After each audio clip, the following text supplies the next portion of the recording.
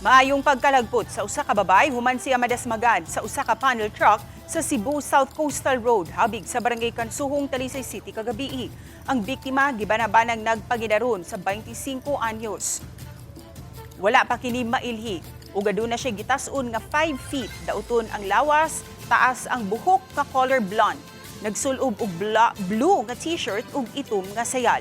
Matud ni Joy Tumulak, ang pangulo sa City of Talisay Traffic Operation Development Authority, nga samtang nagbiyahe ang panel truck paingon sa syudad sa Subo, kalit lang nga milabang ang biktima. Sa pakisusi sa City Toda, gikan sa Picas Lane ang babay ug misaka sa Center Island. Apan kalit siyang milabang. Dali nga gida ang biktima sa tambalanan ug padayon kini nga nagpaalim.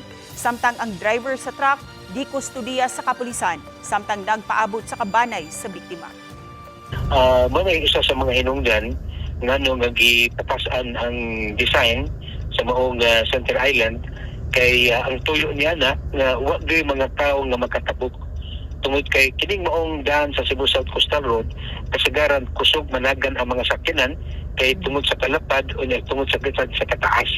So muna nga ato na yung awak sa itong mga kaigsuunan na ato lang sila motabok sa mga areas na doon na tayo pedestrian crossing.